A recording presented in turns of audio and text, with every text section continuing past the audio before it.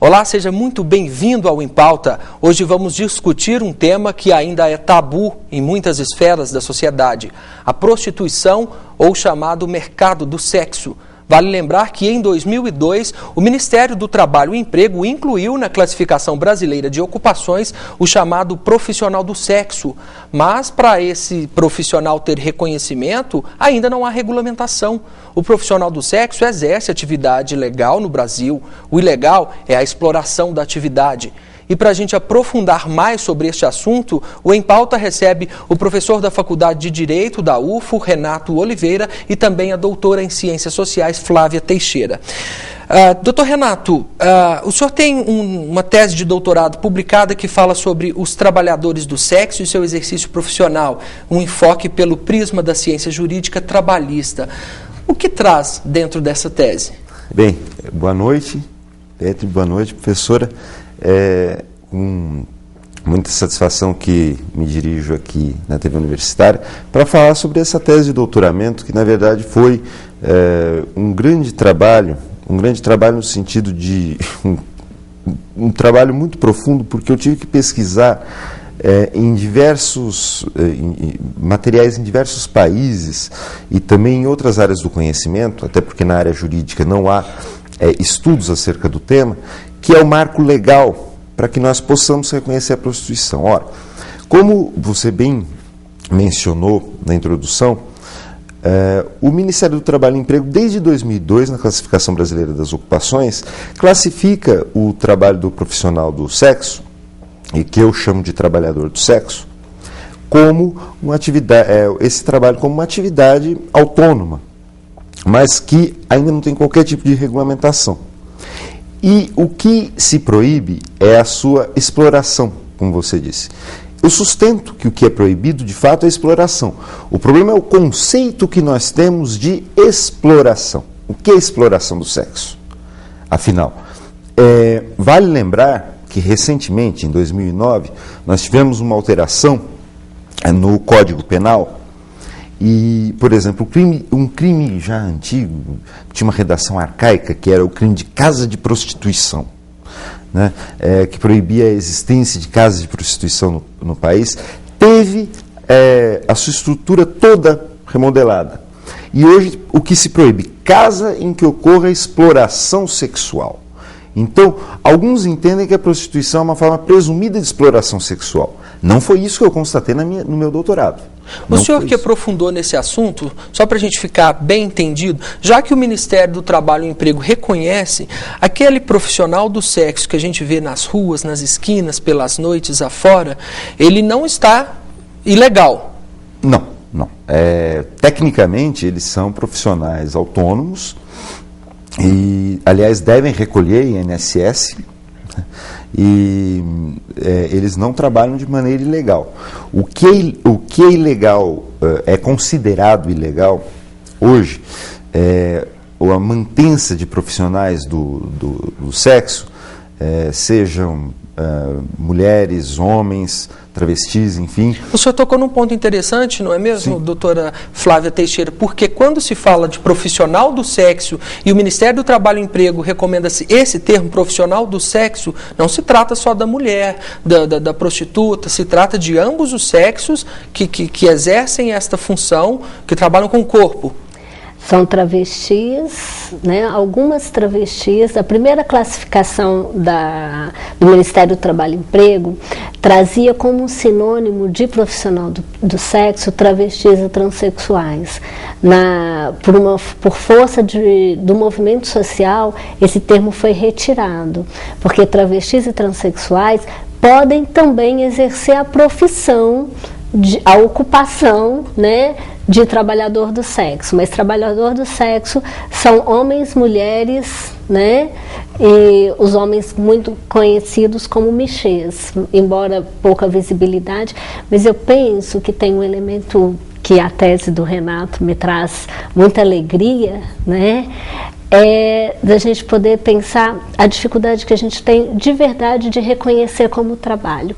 Se a gente trouxer para a cena o ocorrido há poucos meses, né, em relação à campanha do dia 1º de junho, que é o dia das prostitutas, né, e que o Ministério da Saúde faz toda uma campanha de positivação dessas trabalhadoras e o Ministério da Saúde retira a peça do ar por força da bancada evangélica, né? Mas acredito eu que não só da evangélica, há um consenso moral em torno da prostituição, porque tinha uma peça que trazia "sou prostituta e sou feliz". Isso, na minha percepção, é uma grande contradição, porque se eu reconheço como trabalho, por que o trabalhador não pode ser feliz exercendo a sua profissão? Mas a senhora acredita que isso induziria as pessoas que têm essa tendência de ser um profissional do sexo a seguir esse caminho e não pensar em outras vertentes? O que eu fico pensando é que existe uma grande confusão e um grande julgamento moral em relação à trabalhadora do sexo. Porque a ideia da trabalhadora do sexo, e aqui a gente vai pensar mais a prostituta porque é a imagem mais recorrente, né, é que tem que ser uma pessoa explorada, sofrida, vítima. Não se consegue pensar que uma ocupação pode ser fruto de uma escolha. E se é uma escolha, eu posso ser realizada e posso ser feliz na escolha que fiz. Então, o governo brasileiro, através dessa posição do Ministério da Saúde, disse também para nós o que ele pensa da prostituição. Né? Ele trouxe para uma seara moralista a discussão da prostituição. Doutora Flávia Teixeira, a gente vai fazer um breve intervalo e em pauta volta para discutir mais sobre o profissional do sexo.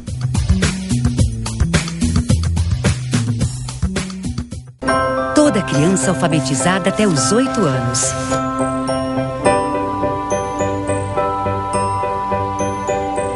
O Brasil está mobilizado para cumprir este compromisso, para que toda criança saiba ler, escrever e fazer as operações matemáticas básicas na idade certa. O trabalho já começou. Durante os próximos 2 anos, os professores do 1º ao 3º ano do ensino fundamental serão beneficiados por cursos de aperfeiçoamento e bolsas de estudos. As escolas receberão novos materiais pedagógicos e recursos digitais. E com avaliações periódicas, será possível acompanhar o desempenho de cada aluno em todo o país. Você também faz parte deste compromisso, com o presente de cada criança, com o desenvolvimento de um país inteiro. Para saber mais, acesse pacto.mec.gov.br. Ministério da Educação, Governo Federal. O Em Pauta está de volta, hoje discutindo sobre o profissional do sexo, este reconhecido pelo Ministério do Trabalho e Emprego desde 2002. Eu quero conversar com o Dr. Renato Mussosa, que tem esse trabalho, uma tese de doutorado publicada sobre os profissionais do sexo, né, em seu exercício da profissão. Eu queria perguntar para o senhor, normalmente a gente vê na mídia, tem até filme contando isso, o profissional do sexo é aquela pessoa que não deu certo em nada e acabou indo vender o corpo. O senhor identificou isso ao longo do seu estudo? Não, rigorosamente não identifiquei. Aliás, faço justiça aqui também à fala da professora Flávia, porque, na verdade, nós não podemos reputar uma escolha, muitas vezes, não que o trabalho sexual seja necessariamente uma escolha. Muitas vezes é ditado por várias forças, inclusive forças físicas, né, que obrigam a mulher, o homem, enfim, a se prostituírem. Mas, em muitas ocasiões, é fruto de uma escolha. Algo me tocou, o que me tocou, na verdade, nessas entrevistas, todas que eu fiz pesquisa de campo para esse trabalho. O senhor chegou a ouvir bastantes profissionais do sexo? Sim, sim. Eu ouvi tanto profissionais do sexo. Ambos os sexos, doutor? Ambos os sexos, sim. Mulheres, homens, e eu quis dar um particular enfoque ao travesti que se prostitui. Ao travesti que se prostitui, porque eu acho que tem uma peculiaridade aí. Identifiquei, então, muitas variantes. Na verdade, uma moça me relatou o seguinte: ela trabalhava como empregada doméstica, recebia algo em torno de um salário mínimo, enfim, que hoje seria R$ 678. Pois bem, como trabalhadora do sexo, ela conseguia oferir renda de aproximadamente R$4.000 por mês. Ela obteve sucesso, é claro, nessa nova etapa. Então, com esse dinheiro, ela conseguiu ajudar os pais, ajudar a família. Foi uma escolha, e aí é o que eu quero firmar, o que eu quis firmar com a minha tese. É uma escolha legítima. Uma escolha legítima e que não merece um julgamento moral. Por exemplo, como se nós estivéssemos induzindo ou incentivando as pessoas à prostituição. Na verdade, se se trata de uma ocupação lícita, não é tráfico, afinal de contas, não é tráfico de drogas, por exemplo, que é algo proibido por lei, enfim. Qual o problema em se ter a escolha por essa profissão? Doutora Flávia Teixeira, quando a gente fala dessa escolha, ou desse acabei indo por este caminho, a gente sabe que isso vem cercado de preconceitos. Quando a pessoa escolhe, opta por seguir este caminho, ainda existe mais preconceito ou não? Como que a senhora vê essa situação? Então, eu entendo que o preconceito ele vai também marcar as pessoas segundo a classe. Então, nós temos prostitutas de luxo, né, prostitutas que trabalham no mercado do sexo, mas que atendem uma determinada clientela e que se posicionam numa determinada forma, que elas muitas vezes nem mesmo são chamadas de prostitutas, são acompanhantes, né, tem uma outra discussão colocada. Mas a grande dificuldade que nós temos, eu acredito, para a própria regulamentação da profissão, é a gente entender o que se vende nesse comércio. Né? Se é um mercado, o que está à venda? Né? O que está em questão na questão da prostituição? Né? Você usou um termo muito interessante, você disse vender o corpo.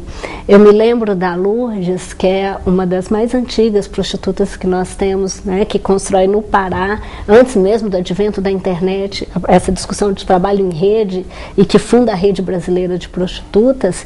E eu escutei da dona Lourdes falar uma vez, olha, eu não vendo o meu corpo, porque se eu vendesse, eu seria estelionatária, porque eu não posso vender aquilo que eu vou levar para casa. Mas, doutora Flávia, a gente vê esses exemplos que a senhora está citando e a gente fica curioso em saber. Existe um preconceito já dentro da atividade, mas também existe um preconceito prévio, porque muitos entendem que estas pessoas, como a senhora citou o caso lá do Pará, foram por este caminho porque não deram certo em nada. E isso é de fato identificado aqui na nossa região também?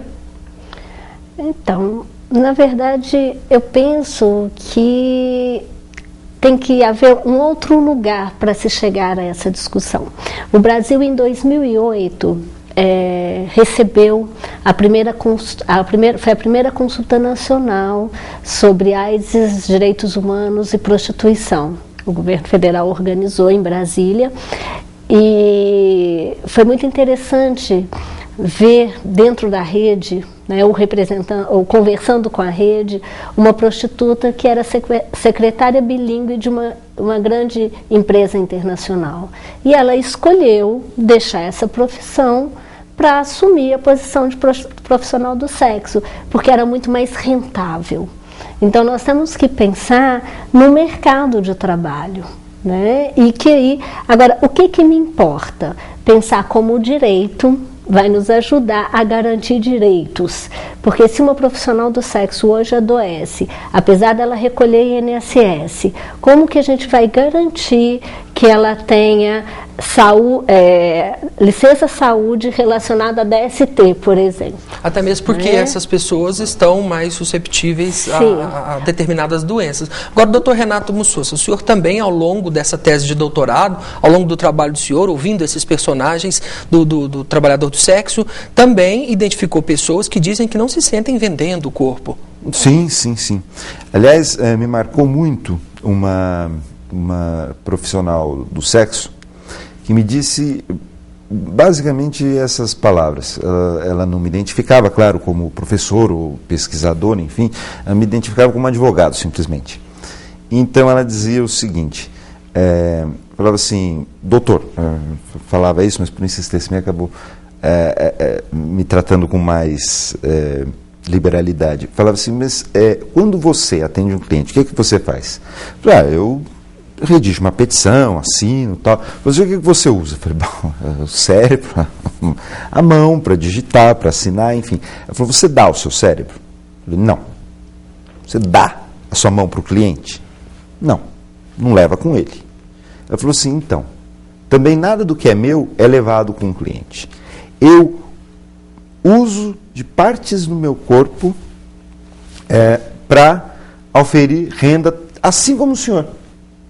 Eu falei, essa é a definição perfeita. A definição dessa moça foi a definição perfeita para o que eu penso sobre a prostituição como escolha, como uma escolha profissional e que é legítima. Agora, as formas como o direito pode encarar isso é que nós temos que começar a examinar. Por exemplo, eu não vejo hoje obstáculo algum por exemplo, ao trabalho associativo dos profissionais do sexo. Por quê? Porque já que é um trabalhador autônomo, por que não trabalhar de forma associada em cooperativas, né? E a partir daí ter contribuições, e inclusive com isso também cadastrá-los todos no INSS, como já foi feito. Houve até uma reportagem, porque o primeiro cadastramento de alguém como profissional do sexo no INSS foi em 2011, o sistema do INSS sequer estava preparado para receber isso, e aí a pessoa quis se cadastrar como profissional do sexo, apesar de dizer, não, se cadastra como uma coisa qualquer. Não, mas porque existem doenças e riscos que são inerentes à profissão do sexo. Então, a partir daí, eu acredito que os trabalhadores começam a ter uma proteção um pouquinho melhor, mas há mais por fazer. Tá certo, doutor Renato Mussosa. O Em Pauta continua tratando os assuntos que envolvem o profissional do sexo e no próximo bloco nós vamos saber dos nossos convidados os riscos que esses profissionais estão sujeitos. É um minuto já e a gente está de volta.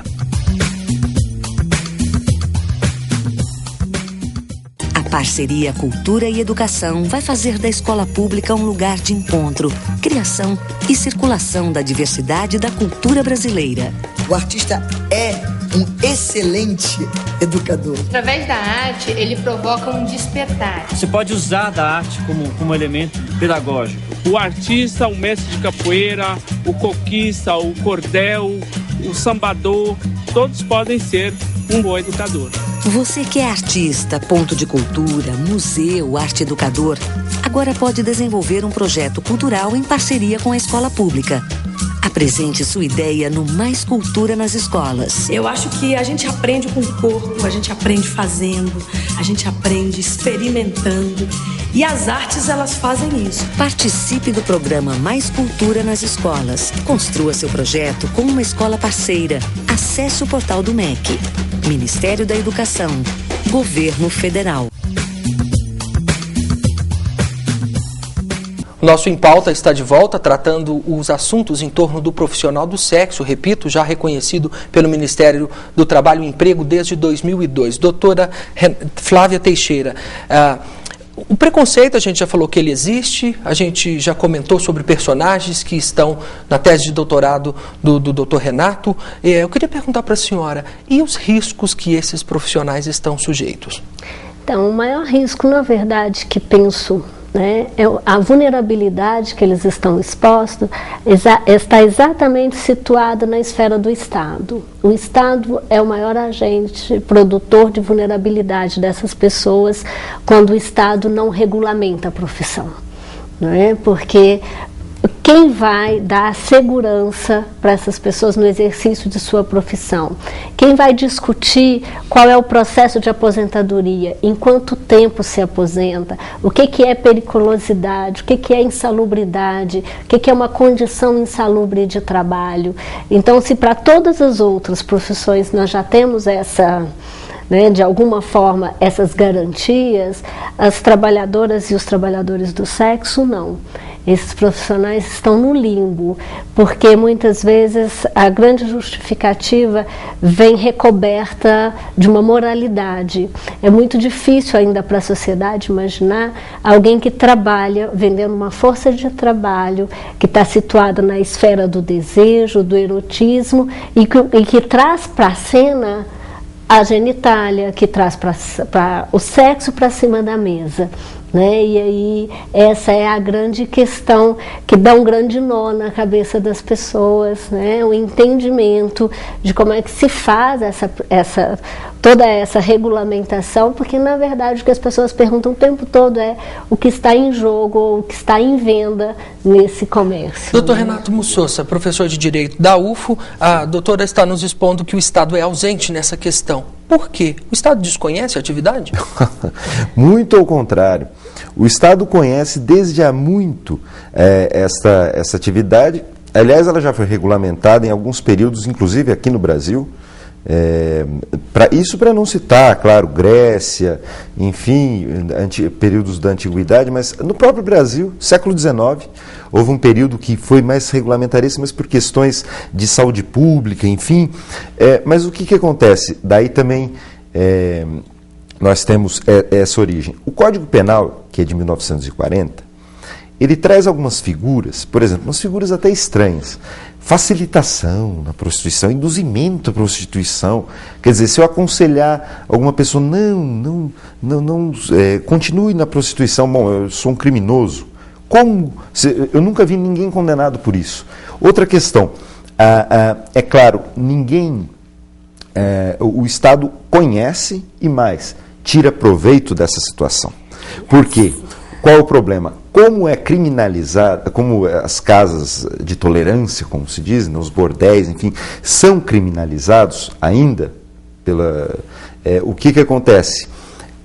Nós temos uma espécie de corrupção das forças primárias do Estado. Leia-se, polícia, às vezes Ministério Público, delegado, enfim, eu ouvi muitos relatos nesse sentido, paga-se propina para essas pessoas, para que elas não denunciem a atividade, porque é criminosa, para que não denunciem, enfim, que isso não se torne um processo criminal. Um pequeno detalhe, em toda cidade desse país, eu faço aqui um desafio, eu quero ver uma cidade desse país em que não se tenha casa de prostituição. Uma. Todos nós sabemos que elas existem, nós sabemos onde elas estão, e a polícia sabe melhor ainda. Todos sabem. Só que para o Estado é interessante manter a situação tal como está. E não, por exemplo, fazer uma releitura daquele crime que eu havia falado de casa de prostituição, que agora seria casa de exploração sexual.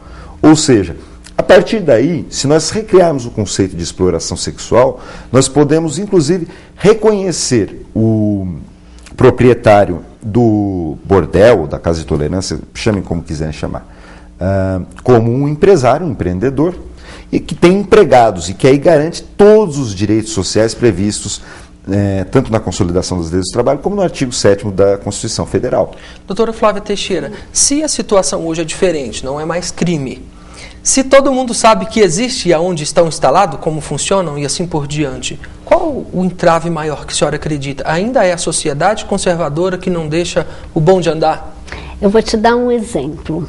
Em 2010, misturado com toda a discussão da prostituição, nós vamos ter uma grande discussão sobre tráfico de pessoas, que só veio complicar o nosso campo de trabalho. Em 2010, houve uma reportagem que dizia da ação da Polícia Federal que desbaratou uma quadrilha no Rio de Janeiro. Fui ler com cuidado e essa quadrilha dizia respeito a dançarinas e mulheres que atuavam nos bastidores de programas de TV. Essas mulheres acompanhavam deputados, políticos, atores para fora do país, passar semanas, às vezes e voltavam, e diziam de tráfico. E eu fiquei muito curiosa para tentar entender o que eles estavam chamando de exploração sexual. Essas mulheres diziam que elas combinavam o preço, que elas decidiam o programa, que elas recebiam em média R$25 mil por acompanhante. Onde está a exploração? O que diz que isso é exploração? Então, assim, recobre-se o preconceito com a palavra exploração. A senhora acredita que na maioria dos casos são assim? É o profissional quem dirige a sua atividade? O Néstor Perlonge que é um antropólogo, né, foi um antropólogo, ele tem um livro que é clássico, que chama O Negócio do Michê. E ele diz que toda e qualquer relação no comércio sexual, no mercado sexual, é regida por um contrato. Né? É um contrato verbal, mas é o contrato que se faz. Então toda ação é contratual, ela é resolvida antes de se entrar no carro, né? E é claro que ajustes podem acontecer durante o processo, mas se tem um contrato verbal que é a ética da profissão. Já que é um contrato verbal, a gente está chegando no final do nosso Em Pauta de hoje. Eu queria que o doutor fizesse suas considerações finais e queria também perguntar para o senhor se há mecanismos para que esses profissionais do sexo se protejam, existe esse contrato verbal e quem contrata, como deve se proteger, doutor? Sim, pois bem, o contrato, como o Néstor Perlonger disse, eu li esse livro, utilizei também nas minhas referências bibliográficas, esse contrato hoje em dia eu posso dizer que ele é passível de execução judicial, porque é um contrato absolutamente lícito, de prestação de serviços sexuais. Então, um contrato de prestação de serviços sexuais, seja ele verbal, seja ele feito por escrito, esse contrato garante, tanto ao profissional do sexo quanto ao seu cliente, tudo o que pode ser, todas essas negociações, tudo como pode se desenrolar para um desfecho, enfim, que seja satisfatório para ambas as partes contratantes. Né? Agora, a minha maior preocupação, nesse momento, é em relação aos profissionais do sexo que não trabalham de forma autônoma, e sim subordinada a uma espécie de empregador, entre aspas, que seriam os proprietários de bordel e tudo mais. A esses eu gostaria de ver reconhecido, como eu já vi em 2 julgados, apenas 2 julgados no Brasil, reconhecidos como relação de emprego, para que aí se garanta FGTS, 13º salário, férias, insalubridade, periculosidade, e aí sim possamos discutir questões eminentemente trabalhistas para garantir a proteção desses profissionais. Tá certo, demandas em lutas no Brasil, né? Quero agradecer a presença do Dr. Renato Mussosa, da doutora Flávia Teixeira. O nosso Em Pauta de hoje fica por aqui. Eu te espero no próximo programa.